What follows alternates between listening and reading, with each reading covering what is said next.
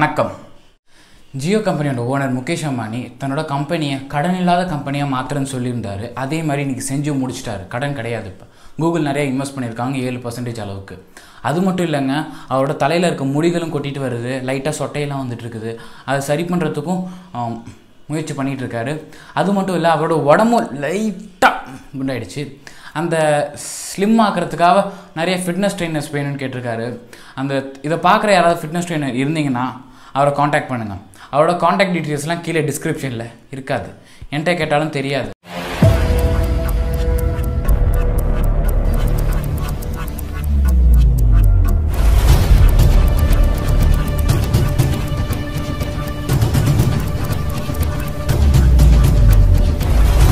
இதை மட்டும் சொல்லலைங்க, இந்தியாவில் 2020 நடுவில் 5G, அதாவது ஜியோ 5G மொபைல்ஸ் இந்தியாவில் லான்ச் பண்ணுறேன்னு சொல்லியிருக்காரு.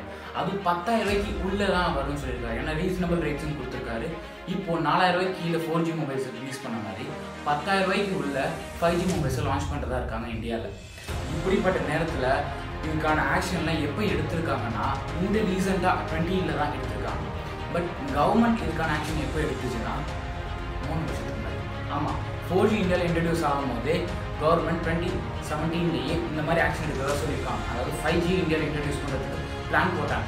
அதுக்கான பிளான்ஸ் இன்றைக்கு வரையுமே வெறும் பிளான்ஸாக தான் இருக்குது. பஞ்சநார வண்டி மாதிரி ஒரே இடத்துல தான் நின்றுட்டு இருக்குது. அந்த பிளான்ஸில் எந்த ஒரு முன்னேற்றமும் இல்லை. ஏர்டெல் போன்ற கம்பெனிகளில் ஏலத்தில் விடும்போது வந்திருந்தாங்க. ஆனால் ஏர்டெல் அதை மறுத்துட்டாங்க. ஸோ எந்த ஒரு ஏலமும் சரியாக நடக்கலை, அதுக்கான ஆக்ஷன்ஸும் எடுக்கலை. இந்தியாவில் ஜியோ 5G மொபைல்ஸை லான்ச் பண்ணுறேன்னு சொல்லியிருந்தாங்க. இது மட்டும் இல்லைங்க, ஃபுல்லாகவே மேட் இன் இந்தியா ப்ராடக்டாக வரும். நம்ம என்ன தான் ஜியோ ஃபோனை இந்தியன் கம்பெனின்னு வாங்கினாலும் உள்ளுக்குள்ளே மேட் இன் சைனான்னு எழுதியிருக்கோம். அது மாதிரி இல்லாமல் இப்போ முழுவாக மேட் இன் இந்தியான்னு வரப்போகுது. அது செல்ஃப் ரிலையன்ஸ், அதாவது தற்சார்பு பொருளாதாரத்துக்கு மிக உதவியாக இருக்கும்னு சொல்லுவாங்க. அது ஒரு அடிக்கலாக இருக்கும், ஒரு எக்ஸாம்பிளாக இருக்கும், ஒரு ஸ்டார்ட் அப்பாக இருக்கும். அப்படிப்பட்ட கம்பெனியை இந்தியாவில் லான்ச் பண்ண போகிறாங்க முகேஷ் அம்பானி. இந்த செயலில் செஞ்சிட்ருக்காரு. பட் கவர்மெண்ட்டும் அதுக்கு சப்போர்ட் பண்ணது தான். ஏன்னா இந்தியாவில் மேட் இன் சைனா ப்ராடக்ட்ஸ் மட்டும்தான் அதிகமாக இருக்குது. எல்லா ஃபோன் நீங்கள் இப்போ பார்த்துட்ருக்க இந்த வீடியோ நீங்கள் யூஸ் பண்ணுற ஃபோன் கூட மேட் இன் சைனா தான். அதில் நான் கண்டிப்பாக இருக்கேன், ஷோர் அபவுட் இட். ஆப்பிள் ஃபோனாக இருந்தாலும் அதை ப்ரொடியூஸ் பண்ணுறது சைனா தான். இப்போ made in China, made in China, made in China இந்த வார்த்தையை கேட்டு நம்ம மோடிஜி மண்டை சூடாயிடுச்சு. அதனால என்ன பண்ணாருன்னா, இந்த மேட் இன் சைனா ஒழிக்கிறதுக்காக 17 புது கம்பெனிஸ் இந்தியாவில் இன்வெஸ்ட் பண்ணுறதுக்கு கேட்ஸ் ஓப்பன் பண்ணியிருக்காரு. அதாவது இந்தியாவில் இருக்க அனைத்து கேட்ஸையும் ஓப்பன் பண்ணியிருக்காரு. இந்தியன் கேட்டே இருக்காதுற, அப்புறம் எப்படி ஓப்பன் பண்ணான்னு கேட்கலாம். நான் சொல்கிறது எக்கனாமிக்கலாக. இந்தியாவில் மற்ற கம்பெனிஸ் இந்தியாவில் இன்வெஸ்ட் பண்ணுறதுக்கு கேட்ஸ் ஓப்பன் பண்ணுறதுன்னு சொல்லுவாங்க. இது மாதிரி பண்ணுறது மூலயமா நிறைய கம்பெனிஸ் இந்தியாவுக்கு வருவாங்க, இன்வெஸ்ட் பண்ணுவாங்க, புது கம்பெனிஸ் க்ரியேட் ஆகும். அது மாதிரி சொல்லும் போது 17 கம்பெனி இந்தியாவில் லான்ச் பண்ண போகிறாங்க. அதாவது 17 கம்பெனியோட நெட்வொர்க், அதாவது இன்வெஸ்ட் பண்ண போகிற அமௌண்ட் மட்டும் எவ்வளோ தெரியுமா? $1.5 பில்லியன் டாலர்ஸ் கணக்கில் இருக்குது. ருப்பீஸ் கணக்கில் கன்வெர்ட் பண்ணிங்கன்னா எக்கச்சக்கமாக போகும். அது வேஸ்ட் ஆஃப் டைம். அப்போ அவ்வளோ டாலர்ஸில் நம்ம இன்வெஸ்ட் பண்ண போகிறாங்கன்னா இந்தியாவில் நிறைய கம்பெனிஸ் வரும். அதில் 10 கம்பெனிஸ் மட்டும் வெறும் ஸ்மார்ட் ஃபோன் கம்பெனிஸ். ஸ்மார்ட் ஃபோனில் அவ்வளோ க்யூரியஸாக இருக்காங்க. ஸ்மார்ட் ஃபோன் கிங்காக மாறப்போகுது இந்தியா அப்படின்னு சொல்கிறாங்க. வந்தால் தான் தெரியும். அது மட்டும் இல்லைங்க, மீதி இருக்க 7 கம்பெனிஸுமே மற்ற எலக்ட்ரானிக் ப்ராடக்ட்ஸை ப்ரொடியூஸ் பண்ணும். சரி, நீ சொன்ன மொபைல் கம்பெனிஸ்க்கும் 5Gக்கும் என்ன சம்மந்தம்னா, 5G வந்தால் மொபைல் வேணும், மொபைல் வந்தால் 5G வேணும். இது ரெண்டுமே இருக்கிறதுனால இதுதான் சம்மந்தம். இது தற்சார்பு பொருளாதாரத்தில் முக்கியமான அங்கமாக இருக்குது. அதேமாதிரி இந்த 5Gயை நான் இன்றைக்கி ஸ்டார்ட் பண்ணுறேன்னு வச்சுக்கோங்க. 2021 ஸ்டார்ட் பண்ணுறேன். இல்லை இன்றைக்கி நீங்கள் பார்க்குறீங்களா, இன்றைக்கி நான் ஸ்டார்ட் பண்ணுறேன். அப்படி ஸ்டார்ட் பண்ணால் இந்தியா பூரா சராசரியாக இப்போ 4G கிடைக்கிற மாதிரி எப்போ கிடைக்கும் அப்படின்னு நீங்கள் கேட்டிங்கன்னா 3 வருஷம் ஆகும். அதாவது 3 வருஷம். வளர்ந்த நாடுகள் சொன்ன குறிப்புகள், அமெரிக்கா, சைனா, சவுத் கொரியா, இந்த 3 நாடுகளும் 5G இன்ஸ்டால் பண்ணிட்டாங்க. அதேமாதிரி பிரிட்டனும் ஜெர்மனியும் 5Gயை ஸ்டார்ட் பண்ணிட்டாங்க. ஆனால் இவங்க எல்லாருமே அந்த 3 இயர்ஸ் ப்ராசஸில் தான் இன்றைக்கி வரையும் இருக்காங்க. இந்த மாதிரி இருக்கும்போது நம்ம இந்தியாவில் 3 வருஷத்தில் எக்ஸ்பெக்ட் பண்ணலாம். பட் எல்லா இடத்துலையும் கிடைக்குமான்னா கிடைக்காதுன்னு தான் சொல்லணும். சரி, 5Gயை ஸ்டார்ட் பண்ணுற இது யார் முதல்ல இந்தியாவுக்கு கொடுப்பா அப்படின்னு பார்த்தீங்கன்னா, இந்த சேவைகளை வழங்குறதுல ஹுவாய் கம்பெனி சைனாவோடது, ZTE சைனாவோடது, இந்த ரெண்டுமே சைனா கம்பெனிஸ்.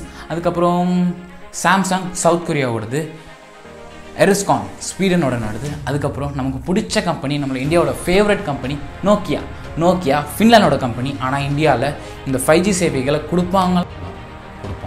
இந்த 5G சேவையை கொடுக்கறதுக்கு வாய்ப்புகள் அதிகம். அது மட்டும் இல்லை, ஹுவாய் போன்ற கம்பெனிகள், சைனா கம்பெனி தான் வரக்கூடாதுன்னு சொன்னீங்கடா, எல்லாமே இந்தியாவிலே வந்துடும், கிங்காவும் பிங்காவும் சொன்னீங்க. இதில் ஏன் திரும்ப சைனா கம்பெனிஸ் காட்டுறேன்னா, அது நான் மட்டும் சொல்லலை, ராய் ஏஜென்ட், அதாவது ரிசர்ச் அனலைஸ் விங்கோட முன்னாள் தலைவர், அவரும் ஒரு ஏஜென்ட் தான். முன்னாள் தலைவர் என்ன சொல்லியிருக்காருன்னா, அவர் பேர் சொல்கிறேன், விக்ரம் சூட் என்ன சொல்லியிருக்காருன்னா, இந்த மாதிரி கம்பெனிஸை, சைனா கம்பெனிஸை இந்தியாவில் விடவே கூடாதுன்னு சொல்லியிருக்காரு.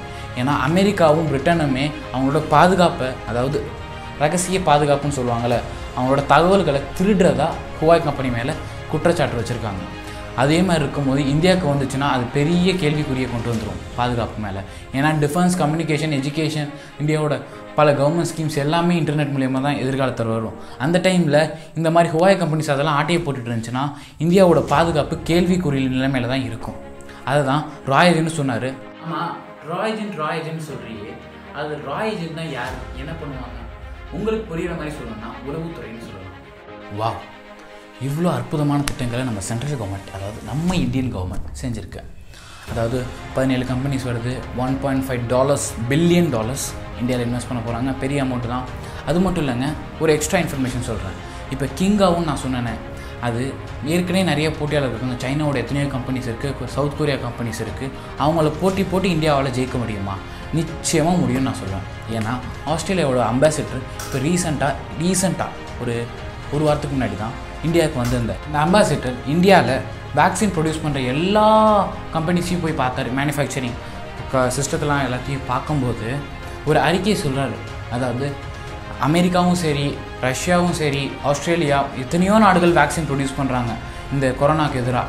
ஆனால் உலகத்தில் இருக்க எல்லா சராசரி மனுஷனுக்கும் கிடைக்கணும்னா அது இந்தியாவால் மட்டும்தான் முடியும்னு சொல்லியிருக்காரு. அந்தளவுக்கு இந்தியனோட மேனுஃபேக்சரிங் சிஸ்டம் நல்லா இருக்குது. இப்படி இருக்கும்போது இந்த மாதிரி 5G மொபைல்ஸ் வரும்போது ரொம்ப சூப்பராக ப்ரொடியூஸ் பண்ணுவாங்க இந்தியா. அதில் எந்த ஒரு மாற்று விதமும் இல்லை. ஆனால் இருக்கிறதே ஒழுங்காக மெயின்டைன் பண்ண மாட்டாங்க. ஏன்னா 4Gயோட ப்ராப்பர் ஸ்பீடு எவ்வளோ தெரியுமா? 44 Mbps MB/s.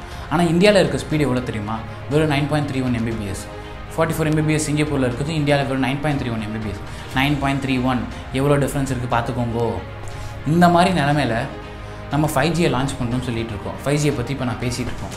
இதை மீமாக எப்படி மண்டையில் ஞாபகம் வச்சுக்கிறதுனா ஒரு வடிவேல் காமெடி மாதிரி தான். இங்கே பொண்டாட்டிக்கே வக்கு இல்லையா, இதில் வச்சிக்கிறாராம், அப்படி மாதிரி கதையில் தான் முடியும். ஏன்னா வடிவேல் நம்ம வச்சிக்கிறேன்னு ஒரு இதில் சொல்லியிருப்பார். இது மாதிரி நேரத்தில் நம்ம இருக்கிறத மெயின்டைன் பண்ணுறதுல முதல்ல குறிப்பாக இருக்கணும். அது மாதிரி தான் இப்போ 5G வந்துச்சுனாலும் அதையும் ஒழுங்காக மெயின்டைன் பண்ண மாதிரி நிலைமையில் போயிடுவோம்.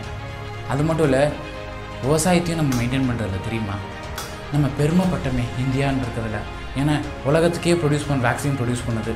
உலகத்துக்கே ஹியூமனிட்டியை எடுத்துக்காட்டாக இருக்கும் இந்தியா ப்ரொடியூஸ் பண்ணால். ஃபோனில் 5G இங்காக போகுது. அற்புதமான திட்டங்களை மத்திய அரசு வச்சுருக்கு. Smart phones made in India product use பண்ண போகிறோம். இனிமேல் 5G இந்தியாவுக்கு வந்துடும். ஆனால் இந்த மாதிரி நேரத்தில் விவசாயத்தையும் நம்ம கண்டுக்கணும். அதை கண்டுக்காமல் விடக்கூடாது, சரியா? நீங்கள் இந்த ஸ்மார்ட் ஃபோனில் இந்தியா கிங் ஆனதுக்கப்புறம் 5G வந்ததுக்கப்புறம் எதை வேணால் நீ டவுன்லோட் பண்ணிப்ப, எல்லாத்தையும் டவுன்லோட் பண்ணுவேன். ஆனால் சோரியும் நீரையும் நீ டவுன்லோட் பண்ண முடியாது ராஜா. அது புரிஞ்சுக்கணும், சரியா? இந்த ஸ்மார்ட் ஃபோனில் நீ எவ்வளோ தான் டவுன்லோட் பண்ணாலையும் சோரியும் நீரையும் டவுன்லோட் பண்ண முடியாது. அதை நீ பாதுகாக்க தெரிஞ்சுக்கோ, புரிஞ்சா? மண்டையில் ஏறிடுச்சா? ஒன்று புரிஞ்சுக்கோங்க, 2G 3G 4G 5G எத்தனை G வந்தாலும் 5 விவசாயி தான் ஊற்றணும், சரியா? அதை மண்டையில் முதல்ல ஏற்று. அதுக்காக நிறைய பேர் ஆதரவு தெரிவித்த மாதிரி நான் போன வீடியோவில் சொன்ன மாதிரி ஸ்டேட்டஸ் போட்டிருக்கீங்க, ரொம்ப பெருமையாக இருக்குது. இதெல்லாம் தெரிஞ்சுக்கும் போது நிறைய பேர் க்ரீன் கலர் டிபி வச்சுருக்கீங்க, ரொம்ப சந்தோஷமாக இருக்குது. இது மாதிரி முடியும் போது வெளியே ஏதாவது போராட்டம் நடந்தால் போயிட்டு வாங்க, போய் ஜாயின் பண்ணுங்கள். ஏன்னா பஞ்சாபிஸ்லாம் நமக்காக தான் போராடிட்டு இருக்காங்க. பஞ்சாபிஸ்ன்னு சொல்லாதீங்க, இந்தியர்கள்லாம் நம்ம சோறு சாப்பிட்றோன்னா இருந்தால் போராட்டத்தில் நீ பங்கேற்றுக்க. சோறு சாப்பிட்றதவங்களாம் எவனும் போராட்டத்துக்கு போகிறீங்க. நீ சோறு சாப்பிட்றியா, 3 வேளையும் திங்கிறியா, உணவு உண்கிறியா, போராட்டத்துக்கு போ.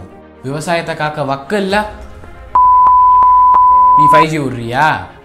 நான் கெட்ட வார்த்தையே பேசலாம். இந்த எடிட்டர் வேலை ஏதாவது பீப் போட்டானா என்ன சொல்லாதீங்க, சரியா? வரேன்.